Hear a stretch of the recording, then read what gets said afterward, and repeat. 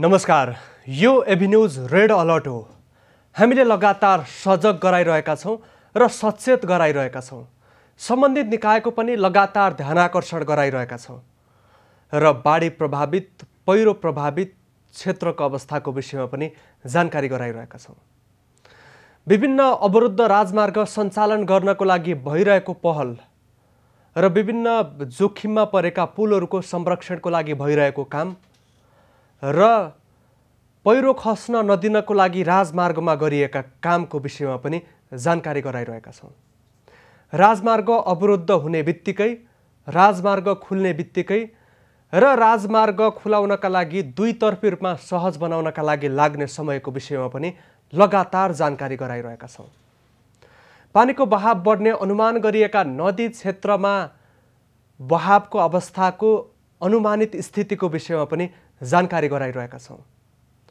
सप्तकोशी नदी त्यसैगरी गण्डक क्षेत्रमा पानीको बहाव बढ्दै जाँदा जोखिममा परेका बस्तीको स्थानान्तरणको लागि पहल गर्नको लागि सम्बन्धित निकायलाई लगातार ध्यानाकर्षण गराइरहेका छौं। हामी खबर संवाहकको रूपमा लगातार नागरिकको समस्या समाधान गर्नको लागि, नागरिकलाई सचेत बनाउनका लागि, सुसूचित गराउनका लागि र जोखिम न्यूनीकरणको लागि गर्न सकिने पहलको लागि सम्बन्धित निकायलाई ध्यानाकर्षण गराउनका लागि परिरहेका छौं। केही दिन यता लगातार परेको वर्षाले गर्दा देशभरका विभिन्न जिल्लामा जनजीवन अत्यन्तै धेरै प्रभावित बनेको छ। पहाडी क्षेत्र पहिरोले गर्दा आक्रान्त बनेका छन् र धेरै बस्ती जोखिममा परेको बताइएको छ। खोला तथा नदी किनारमा कटानको समस्या त्यत्तिकै देखा परेको छ। कटानको समस्या समाधान गर्नको लागि गरिएका प्रयास निरर्थक जस्तै बनिरहेका छन्। बस्तीमा पानीको बहाव पस्दा घरबाट मानिसहरू विस्थापित बन्नु परेको छ। ठूलो संख्यामा पशु चौपाएको पनि क्षति भएको जानकारी आएको छ। तराईका विभिन्न क्षेत्रमा फुसले बनाएका साना झुप्राहरू भत्किँदा व्यक्तिहरू वासस्थान गुमाएर अहिले अलपत्र परिरहेको अवस्था छ। हामीले विभिन्न जिल्लाबाट स्थलगत जानकारी गराइरहेका छौं। हामीले केही समय अघि लमजुङमा मर्साङदी 3 मा पहिरो गएको अवस्थाको विषयमा जानकारी गराएका थियौं। अहिले हामीसँग सोही ठाउँबाट सम्पर्कमा संवाददाता जीबी घिमिरे रहनु भएको छ। जीबी, सो ठाउँको पछिल्लो अवस्था के छ? त्यहाँ भएको क्षतिको विषयमा पछिल्लो यहाँसँग आइपुगेको जानकारी कति छ? हो विष्णु, अहिले लमजुङको मर्साङदी गाउँपालिका वडा नम्बर 3 तरपु पौरटारी भन्ने ठाउँमा गत रातको चाहिँ अविरल वर्षाको कारण त्यो गाउँ नै जोखिममा परेको थियो। गाउँभन्दा माथिको बाटोमा पहरामा सडक खनिसकेपछि त्यो माटो कमजोर भएपछि हिजो दिउँसो परेको अविरल वर्षाले त्यहाँ पहिरो गएको थियो भने त्यहाँ 14 घरले चाहिँ जोखिम पुर्याएको थियो। राति केही नभए पनि र त्यहाँका मान्छेले जोखिम भनेर चाहिँ अर्को गाउँमा स्थानान्तरण गरिए तापनि अहिले दिउँसो 12 बजे 81 पर्दा त्यहाँ 14 घर पूर्ण रूपमा पुरेको छ। त्यहाँ चौपाएदेखि लिएर सबै कुरो पुरेको छ। अहिले मानवीय क्षतिको अवस्थाको विषयमा केही जानकारी आएको छ कि छैन?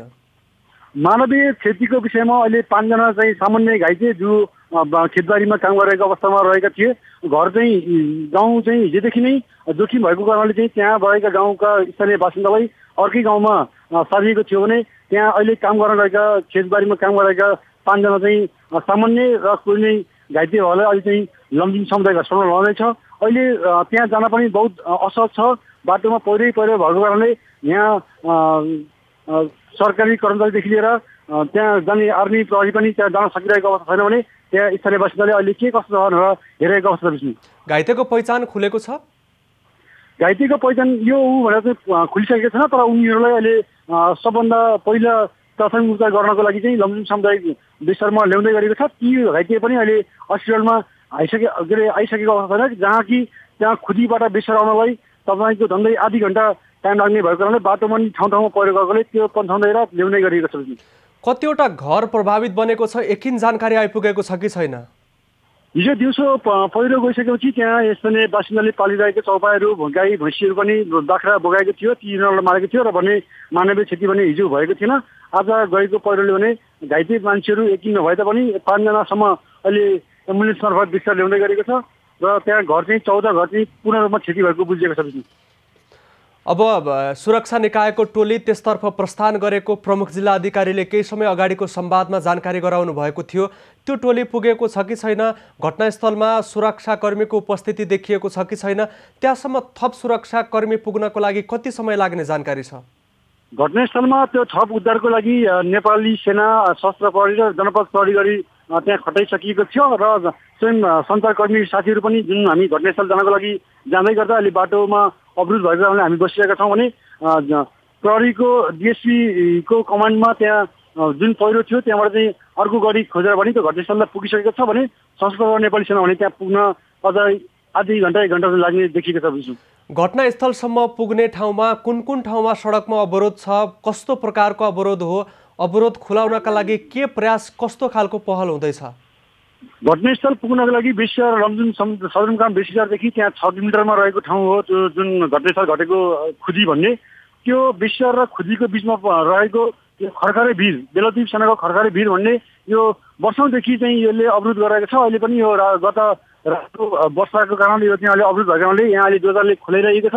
यहाँ नेपाली सेना, सशस्त्र जनपदको गाडी पनि उभिरहेको छ त्यहाँ र सञ्चारकर्मी साथीहरू पनि यहाँ अब त्यहाँ अगाडि कटेपछि घटनास्थल पुग्नलाई चाहिँ हामी प्रयास गरिरहेका छौँ, तर कति समयमा त्यहाँ पुगिन्छ भनेर यकिन छैन। विष्णु जीवित त्यो रोकिएको सडक सञ्चालन हुन सक्ने सम्भावना कति छ? सुरक्षा निकायको टोली सडक खुलाएर अगाडि बढ्ने तयारीमा रहेको हो कि हिँडेर पनि गन्तव्य प्रस्थान गर्दैछ? होइन, यो सडक पनि अब केही समय खुल्छ कि भन्ने आशामा देखिरहेको छ भने यो नखुले तापनि नेपाल प्रहरी, सशस्त्र प्रहरी र नेपाली सेना चाहिँ त्यो घटना स्थल पुग्नको लागि चाहिँ हिँडेर भनी जाने प्रयास गरिरहेको छ।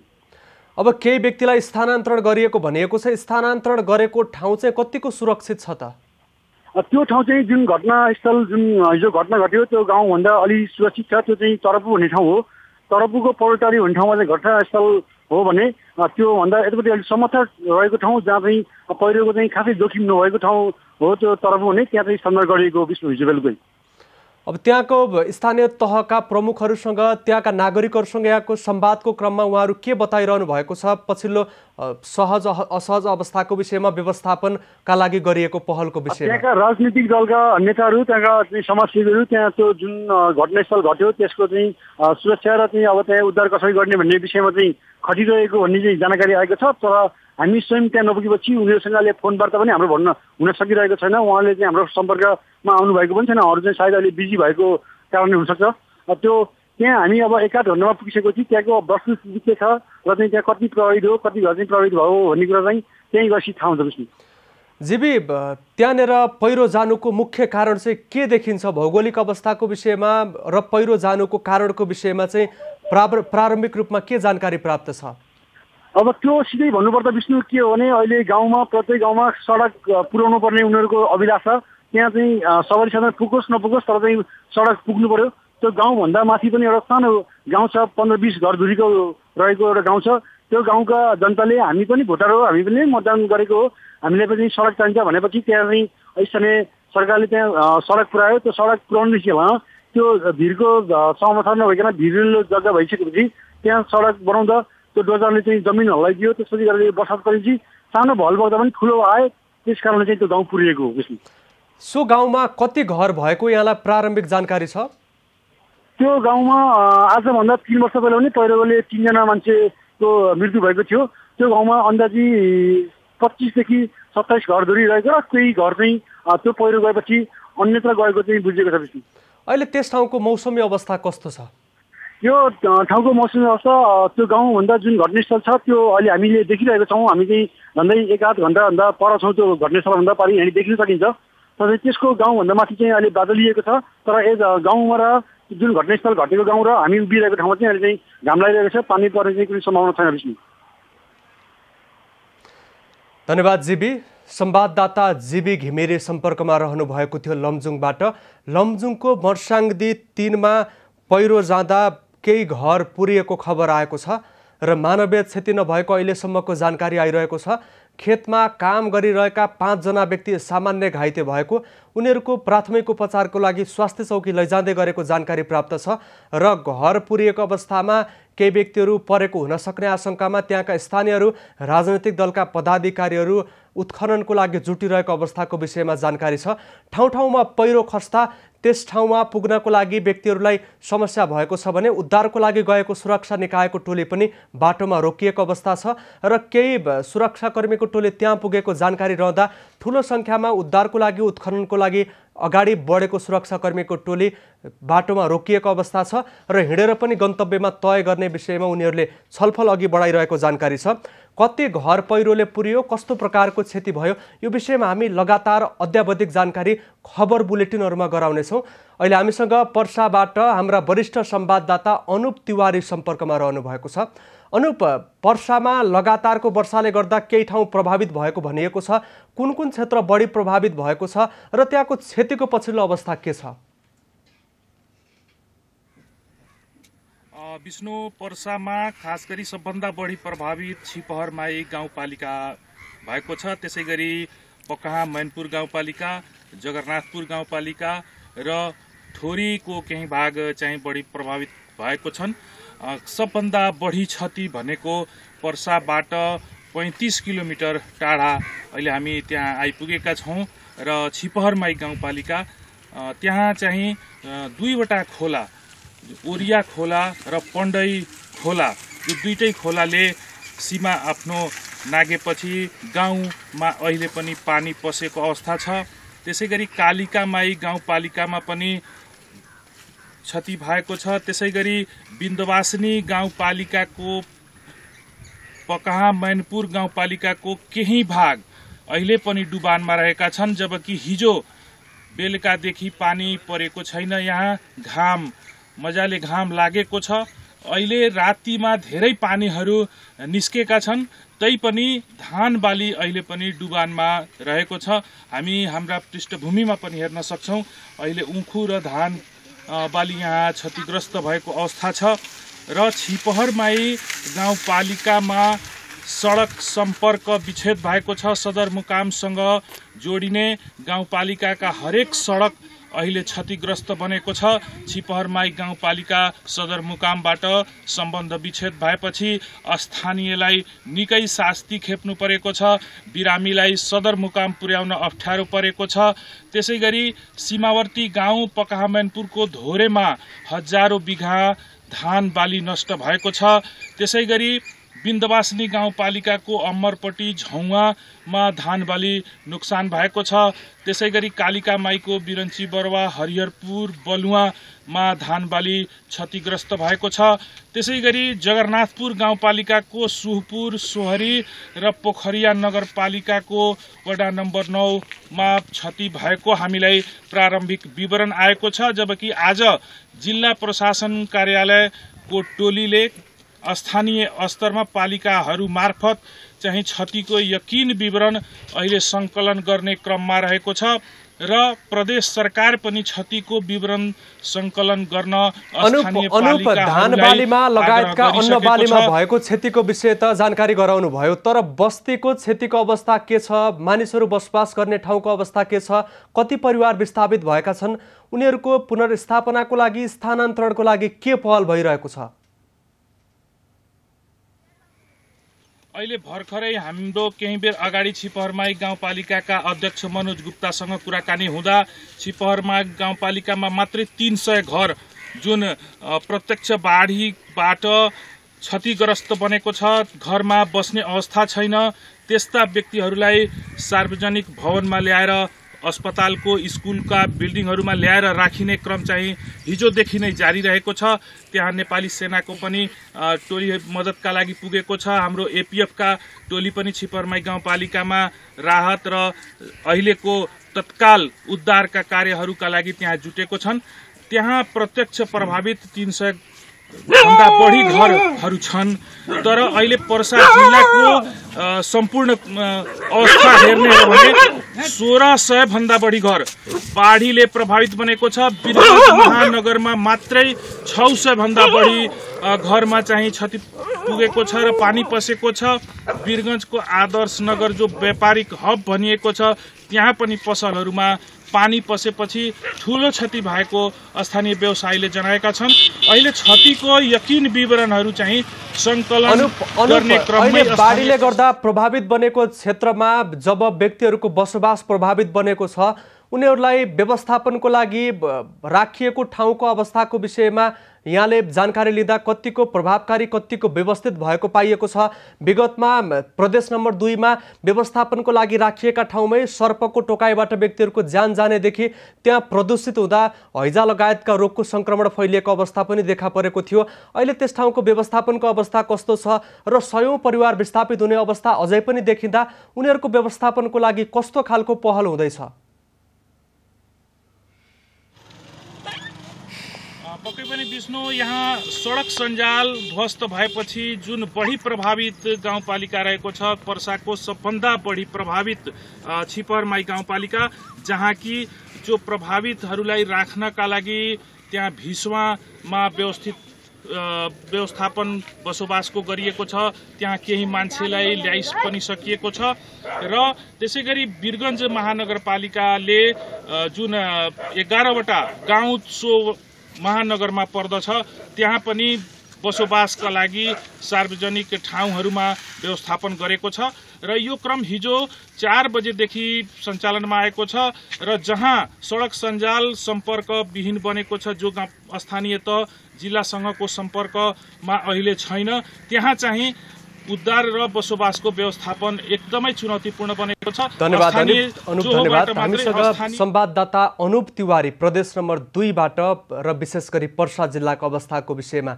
जानकारी गराउँदै रहनु भएको थियो। हामीसँग यति बेला बाराबाट संवाददाता इन्दीप कोइराला जोडिनु भएको छ। इन्दीप, बारामा पछिल्लो अवस्था के छ? डुबानले गर्दा क्षतिको विवरणको विषयमा यहाँसँग कति जानकारी आइपुगेको छ? प्रभावित क्षेत्र कुन कुन छन्?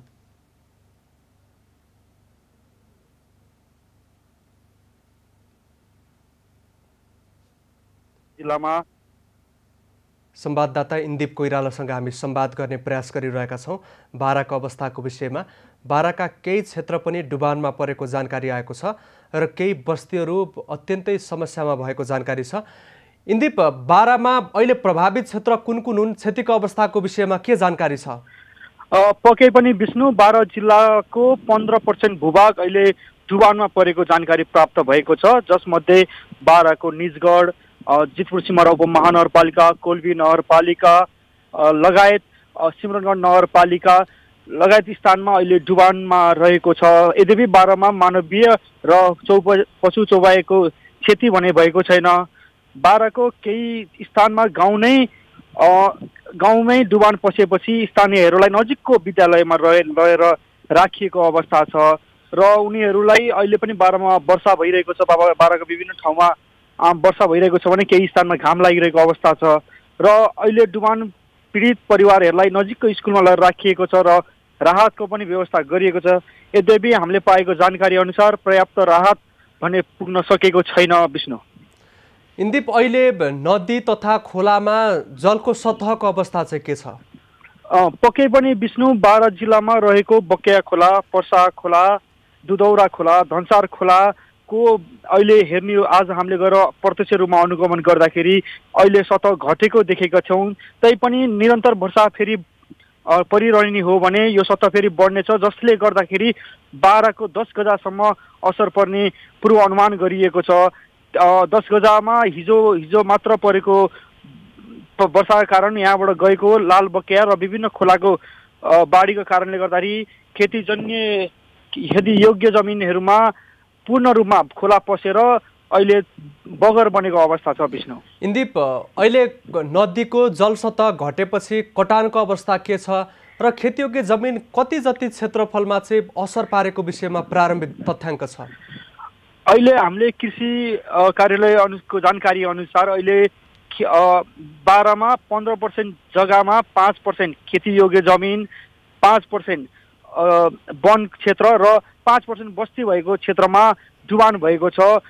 बस्ती विशेष गरी बारा जिल्लामा अरू बेलामा पनि समयमा नदीजन्य पदार्थ उत्खनन गर्ने कार्यले गर्दा पनि बारा जिल्लाको नदीले धार वर्षैपछि परिवर्तन गरिरहेको छ र विभिन्न समयमा यहाँ बारा जिल्लामा इन्जिनियर र पूर्वाधारहरू इन्जिनियरहरूसँग सल्लाह नगरिकनै मनलाग्दी रूपमा च्यानलाइज गर्दा पनि च्यानलाइज लिकको कारणले गर्दाखेरि बस्ती जोगाए पनि वन क्षेत्रको जमिन भने पूर्ण रूपमा नष्ट भएको यहाँका स्थानीय विज्ञहरूले बताइरहेका छन्। विष्णु, इन्दिप, अब संक्षेपमा बस्तीहरू जोखिममा छन्, केही बस्ती स्थानान्तरण गरिएको छ, केही बस्ती स्थानान्तरण गर्न आवश्यक छ।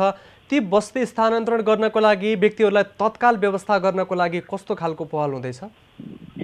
पक्कै पनि विष्णु, बारा जिल्लामा वर्षै पछि आउने बाढी र वर्षातको कारणले डुबाउन पर्ने बस्तीहरूलाई केही समयको लागि क्षणिक स्थानान्तरण गरिए पनि यसको वैकल्पिक उपाय अथवा नदी नियन्त्रणलाई रोक्नेतिर बारा जिल्लाको कुनै पनि स्थानीय तह तथा सम्बन्धित निकायहरूको ध्यान गएको छैनन्, जसले गर्दाखेरि दैनिक मजदुरी गरेर खानुपर्ने वर्गहरूमा ठुलो समस्या परेको छ, जसले गर्दा बाढीको अन्त्यपछि पनि उनीहरूको घरमा रहेको रासन बगाइदिँदाखेरि त्यस पछाडिको दिन कसरी अघि बढ्ने भन्ने एउटा चिन्ताको विषय उनीहरू भएका छन्। सँगसँगै बारा जिल्लामा वर्षासँगै सर्पको पनि डर हुने भएर बाहिर गएर बस्दा पनि असुरक्षित महसुस उनीहरूले गरिरहेका छन्, जसले गर्दाखेरि बारा जिल्लामा यो क्षणिक विकास भन्दा पनि ठिगो किसिमको विकासले नदीलाई नियन्त्रण गर्नुपर्ने आवश्यक देखिन्छ। विष्णु, धन्यवाद इन्दिप। संवाददाता इन्दिप कोइराला बाराबाट सम्पर्कमा रहनु भएको थियो। अब हामी सप्तरी जोडिन चाहन्छौँ। सप्तरीबाट संवाददाता बैजनाथ यादव सम्पर्कमा रहनु भएको छ। बैजनाथ, सप्तकोशी नदीमा अहिले जलको बहाव, जलको स्तरको अवस्था के छ र कुन कुन क्षेत्र अहिले प्रभावित छन्? विष्णु, अब 2 दिनदेखि को अविरल वर्षा रोकिएको कारण अब खतराको जुन अवस्था थियो त्यो अहिले टरेर गएको अवस्था छ र सप्तकोशी नदीमा रातिदेखि नै पानी घट्ने क्रम जारी छ।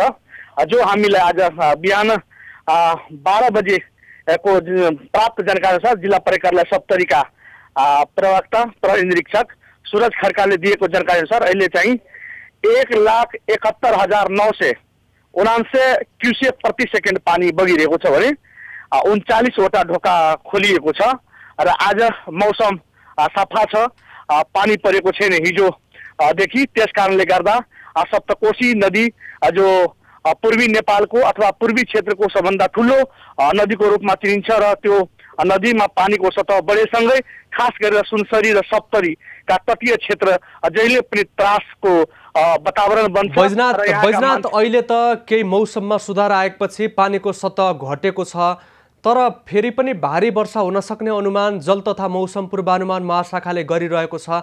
सप्तरी र सप्तकोशी नदी बग्ने मुहान क्षेत्रमा मौसमको अवस्थाको विषयमा त्यहाँको जिल्लास्थित विपद व्यवस्थापन निकायले मौसम पूर्वानुमान महाशाखाले के बताइरहेको छ? होइन, यहाँका विपद व्यवस्थापन समितिका संयोजक सप्तरीका प्रमुख जिल्ला अधिकारी शङ्कर हरि आचार्यसँग हामीले पटक पटक सम्पर्क गर्ने प्रयास गरिरहेको छु। उहाँहरू चाहिँ मिटिङका कारण व्यस्तता कारण चाहिँ उहाँले डिटेल हामीलाई जानकारी दिइराख्नु भएको छैन। यद्यपि हामी जिल्ला प्रहरी कार्यालयको जो सुरक्षाका जिम्मेवार लिएका छन् उहाँको सम्पर्कमा छौँ। हामीले प्रत्येक घण्टा उहाँहरूसँग सप्तकोशीको बारेमा अपडेट लिइरहेको छौँ र सप्तकोशी नदीको पश्चिमी तटबन्धतर्फ नै यसपालि चाहिँ कोशीको पुरै धार परिवर्तन भएर बगिरहेको छ र सप्तकोशी नदीको पश्चिमी तटबन्ध जुन काम भएको छ यसमा भारतीय ठेकेदारहरूले काम गरेको छ, त्यो कमसल र गुणस्तरहीन कामका कारण चाहिँ अहिले पनि खतराहरू टरेको छैन। यस पर निर्माणका कामहरू गुणस्तरहीन भएको छ र त्यहाँ भएका तिलाठी कुरारी गाउँपालिका वडा नम्बर 5 को कुसा, त्यसै गरी हनुमान नगर कंकाली नगरपालिका वडा नम्बर 14 का बस्ती चाहिँ अहिले पनि खतरा कोही अवस्थामा रहेको छ। त्यहाँका बासिन्दाहरू अहिले पनि त्रासपूर्ण अवस्थामा रहेको छ भने यो सँगसँगै सप्तरीको जुन खास गरेर महुली खोला, सुन्दरी खोला, मुतनी खोला, बलान नदीको बाँध नै फुटेर बेली मोहामा पानी पसेको अवस्था छ भने सप्तरीकै जिता नदी, खाँडो नदीको पानी रम्पुरा मलनियम पसेको छ। अहिले पनि घर घरमा पानी रहेको अवस्था छ, ठाउँमा पानी छ र त्यस डुबानले गर्दा सप्तरीमा कति परिवार विस्थापित भएका छन् र खेतीयोग्य जमिनमा पनि असर परेको बताइएको छ। कति क्षेत्रफलको जमिनमा लगाइएको खेती नष्ट हुने अवस्था आएको छ? पछिल्लो प्रारम्भिक जानकारी के छ? यो चाहिँ लगत लिने कार्य अहिले भइ नै रहेको सम्बन्धित कार्यालय जिल्ला प्रहरी कार्यालय जानकारी गएको छ। यद्यपि अहिलेसम्म सप्तरीमा विस्थापित हुने कर्म आइसकेको छैन। छिन्नमस्ता गाउँपालिका वडा नम्बर 1 बढीमा चाहिँ एउटा घर ढलेर चाहिँ 2वटा गोरु मरेको अवस्था छ भने 1जना मान्छे घाइते भएको। त्यसरी सप्तरीको महादेवा गाउँपालिका वडा नम्बर 5 मा एउटा घर भत्केको र सप्तरीकै कोइलाडी तिलाठीको बनर झुल्ला कोइलाडी र के अरे भगवानपुरमा पानी पसेको छ। त्यहाँ लगभग 25 घर परिवार मा पानी पसेको छ भने हनुमाननगर कंकाली नगरपालिका वडा नम्बर 14 का मल्निया टोलका करिब 100 परिवारको घरमा पानी पसेको थियो, जो अहिले क्रमशः घट्दै गएको छ, विस्थापित हुनु परेको छैन भने तर चाहिँ त्यहाँको जनजीवन प्रभावित भएको छ। मानिसहरूले घरबाट बाहिर निस्किन समस्या भएको छ। अब संक्षेपमा यहाँले लगातार त्यहाँको स्थलगत रूपमा खबर सङ्कलन गर्दै आउनु भएको छ र केही बाँधहरू तटबन्ध जोखिममा परेको भनिएको छ।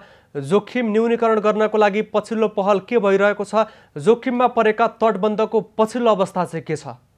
विष्णु, सबभन्दा पहिलो कुरा त यहाँको के छ भने यहाँका प्रशासन जो विपद व्यवस्थापन समितिका संयोजक स्वयं प्रमुख जिल्ला अधिकारी हुने व्यवस्था गरिएको छ, जिल्ला प्रहरी कार्यालय छ।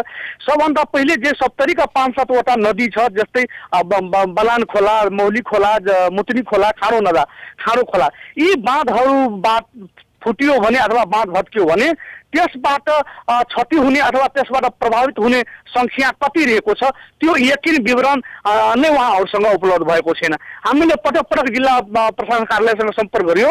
सप्तकोशी नदीको पश्चिमी तटबन्धबाट जोखिममा पर्न सक्ने परिवार संख्या बैजनाथ, सबैभन्दा पहिला बाँधै जोगाउनको लागि चाहिँ के प्रयास भइरहेको छ? संक्षेपमा जानकारी गराउनुहोस्। हैन, बाँध जोगाउनको लागि चाहिँ खारो नदी नियन्त्रण कार्यालयले काम गरेको छ यस वर्ष पनि। त्यो काम गुणस्तर छ कि छैन त्यो यसपालिको अब त्यो बर्खामा त्यो बाँध भत्किन्छ कि भत्किँदैन त्यसबाट नै स्पष्ट हुन्छ भने अन्य जस्तै बलान खोलाको पूर्वी तटबन्ध भत्किएको अवस्था छ। त्यसै गरी सप्तकोशी नदीको हामीले पटक पटक रिपोर्टिङ गर्दै रहेको छ, त्यहाँ गुणस्तरहीन काम भयो, त्यो अहिले पनि खतराको अवस्थामा छ, जोखिमपूर्ण अवस्थामा छ। यहाँका नदीहरू जुन छन् त्यो चाहिँ खास गरी असाढको अन्तिम आवरमा आएर 15 गतेपछि मात्रै जुन बजेट खर्च गर्ने काम गर्ने र नदीहरू वर्षाका बेला मात्रै चाहिँ काम हुने, सुखा अवस्थामा सुखा क्षेत्रमा अथवा हिउँदे बेलामा चाहिँ नदी नियन्त्रणको काम नहुने, बर्खा लागिसकेपछि मात्रै काम हुने जुन प्रवृत्ति देखिएको छ विष्णु नेपालको परिप्रेक्ष्यमा यो चाहिँ खतराको संकेत नै हो। धन्यवाद बैजनाथ। संवाददाता बैजनाथ यादव सप्तरीबाट सम्पर्कमा रहनु भएको थियो। सप्तकोशी नदीको बाँध खतरामा परेको बताइएको छ। त्यसैगरी आसपासका बस्तीहरूको डुबानको अवस्थाको विषयमा पनि त्यहाँबाट क्षति मूल्याङ्कनको काम भइरहेको छ र बस्तीलाई जोखिमबाट बचाउनका लागि गरिएका प्रयास प्रभावकारी भइरहेको छैन। सर्पदंशको समस्या पनि बढ्दै गएको छ। आज हामीले विभिन्न जिल्लाको अवस्थाको विषयमा जानकारी गरायौँ।